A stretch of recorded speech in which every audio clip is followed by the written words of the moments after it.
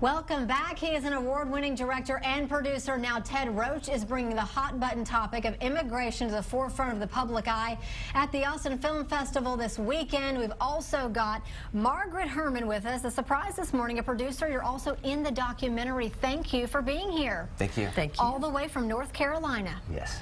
Welcome to Austin. Have you guys been here before?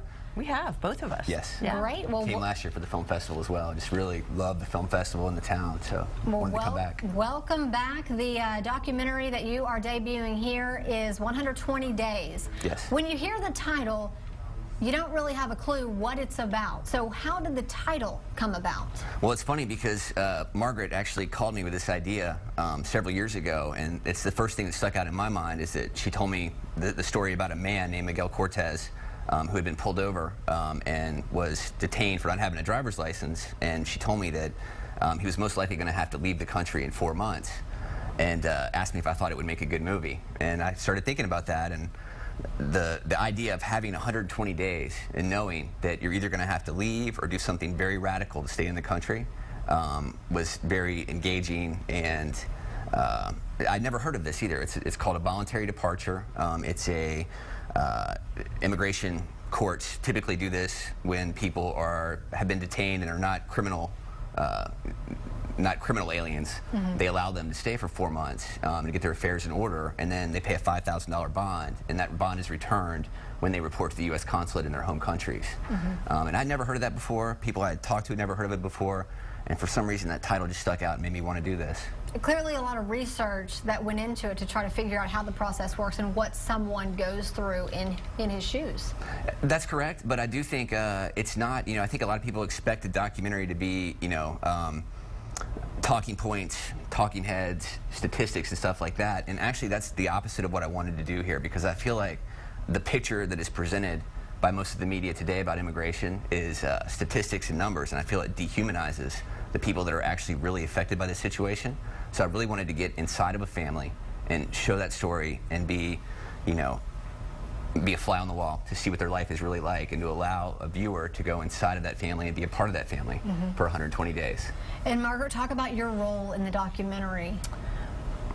My role really began with Miguel's family. I was a literacy tutor for Miguel and got to know his family just in the course of being a teacher.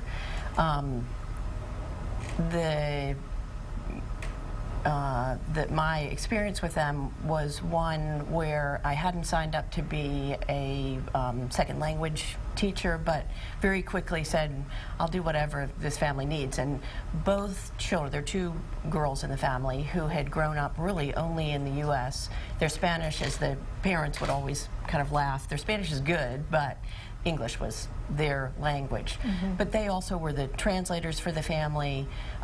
Both parents worked the entire time that they were in the U.S., but spoke sort of minimal English. So it was my experience as a tutor, and as we sort of went through the process of realizing that there was not a legal way, once he had been detained and had been had this 120 days looming, that we said, how do you get this story out there? Because this is the kind of family that I think everybody would love. Yeah. It really is a family's family. It is the family that kind of describes, I think, the immigrant experience, and there are many, many of those out there, and this is one in whatever, for whatever series of reasons, got caught up in a process where the dad then is sent, back to Mexico, and sort of the outcome of how that affects an entire family. All right. So, Margaret and Ted, thank you for coming. I know we could talk much longer about this topic, but if you are interested, there are some screenings. We'll have that information on our website because we are out of time, but there is a screening happening tonight. 6 o'clock. Tonight, Long Center. Thank you. Be there. All righty, let's toss